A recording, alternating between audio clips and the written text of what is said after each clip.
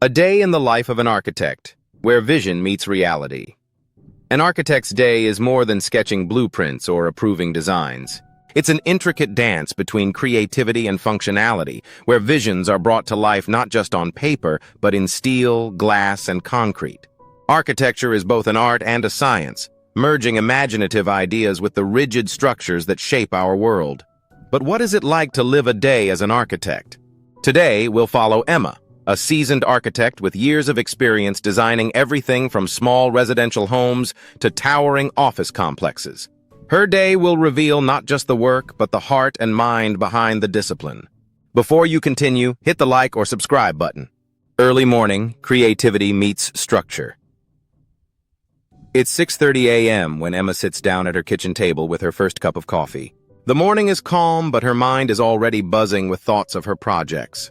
Architects rarely start their day with a blank canvas. There are always constraints to consider: client needs, zoning laws, environmental factors, and of course, the ever-present budget. "This is the fun part," Emma smiles, scrolling through her sketchpad. "You get to blend creativity with problem solving. It's like solving a puzzle, except the pieces don't always fit." The first part of her day is dedicated to ideation. She pulls out her drafting tools, sketching ideas for a residential project she's been working on. The clients want something modern with open spaces, but the lot is small, and there are strict city ordinances to navigate. "Design is about compromise," she explains. "You start with the client's dream, but you have to mold it within reality's constraints. That's where the real skill comes in." The first meeting. Bridging ideas and execution. By 9 a.m., Emma is out the door, heading to a meeting with a construction team on site for a commercial office building project. "You're not just designing in isolation," Emma explains as she drives. "Architecture is collaborative. You work with engineers, contractors, and developers to turn ideas into tangible structures." Once on site, she meets with the foreman and structural engineer to review the building's progress. Today, they're discussing the placement of load-bearing walls, which will impact both the design and functionality of the interior space. "You can't always predict how things will turn out on paper," she says, pointing to a structural beam that's been installed in a slightly different location than originally planned. "That's why it's important to be flexible. Sometimes the building itself starts telling you what it needs." Emma's ability to communicate across teams is critical. According to the American Institute of Architects, AIA, the most successful architects are those who can not only design but also coordinate complex projects with a variety of stakeholders. Emma exemplifies this, shifting between technical jargon with engineers and more visual descriptive language when discussing the project with the client. Midday. Conceptualizing future projects. After her site visit, Emma heads back to her office for the bulk of her day's work. Today, she has a client consultation at 1 p.m. for a new restaurant design. "I love these early stages," she says. "This is where your imagination can really run wild, at least for a while." She spends the morning preparing her presentation. It's more than just a series of sketches. Emma's process involves understanding the client's business, brand identity, and target audience. "You're not just designing a space," she explains. "You're creating an experience. When people walk into this restaurant, what should they feel? Should it be intimate and cozy or energetic and bustling?" Emma brings up an article she recently read from Architectural Digest about how well-designed restaurants can boost customer satisfaction by 20%. She incorporates this insight into her approach, focusing on how spatial design impacts mood and behavior. By the time her clients arrive, Emma's presentation is polished, including 3D renderings, mood boards, and floor plans. As they sit around the table discussing options, she listens carefully to their feedback, making mental notes of adjustments she'll need to make. "We like the openness, but could we include a few more private dining areas?" one of the clients suggests. "Absolutely," Emma nods, already sketching an idea for movable partitions that could create flexible spaces within the open floor plan. It's all about adaptability. You want the space to work in multiple ways. Afternoon. The intersection of design and functionality. The afternoon brings a shift in focus. Emma turns her attention to a civic project, a new public library that's still in the design phase. Civic architecture requires a different mindset. When you're designing public spaces, you have to think about the broader community, Emma says. It's not just about aesthetics.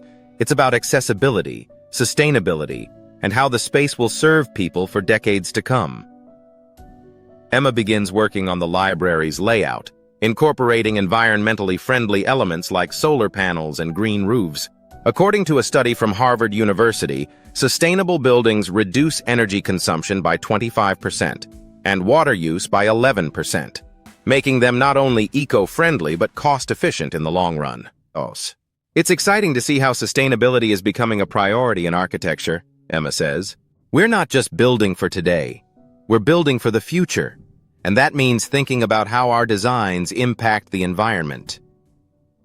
She pulls up another set of digital tools, this time running simulations to see how natural light will move through the building at different times of the day. Light is one of the most underrated design elements, she explains. It changes the entire feel of a space. Problem solving in real time. Around 4 p.m., Emma's phone rings. There's a problem with one of her projects. A client is concerned that the materials selected for their retail store won't be delivered on time, which could delay the grand opening. This happens all the time, Emma says with a sigh, but there's no frustration in her voice, just determination. I've learned to expect the unexpected, she says as she quickly calls the supplier, negotiating a rush order to make up for the delay. You've got to be part designer, part project manager, and part diplomat. Architecture is a discipline where meticulous planning meets the unpredictability of the real world. Emma's adaptability and quick thinking are key to her success.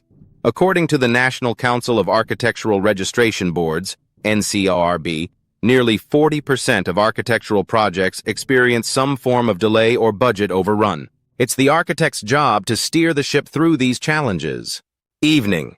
Reflection and inspiration. By 6 p.m., Emma is back home, unwinding after a long day. But even as she relaxes, her mind is still active. Architecture doesn't stop when you leave the office, she says. I'm constantly thinking about new ideas, inspired by everything around me. Whether it's watching a film with stunning set design or strolling through a park to observe how people interact with space, Emma finds inspiration in the world beyond her drafting table. Architecture is about the human experience, she reflects. It's about creating spaces where people can thrive, whether that's in their homes, their workplaces, or the public spaces they share with others. Conclusion. The craft of shaping spaces and lives. A day in the life of an architect is filled with both challenge and fulfillment. From managing construction details to conceptualizing future projects, Emma's role is as varied as it is dynamic. Architecture isn't just about building structures. It's about shaping how people live, work, and connect with their surroundings. With each project, an architect leaves a lasting mark, not just in physical form, but in the lives of the people who inhabit the spaces they design. And for Emma, that's the most rewarding part of her day. It's a privilege to shape the world, she says, smiling. Every building tells a story, and every design brings us one step closer to something beautiful. If you found this video helpful, please feel free to share it and consider subscribing or hitting the like button. Your feedback is important to us, so let us know if you'd like to see more videos on this and other related topics.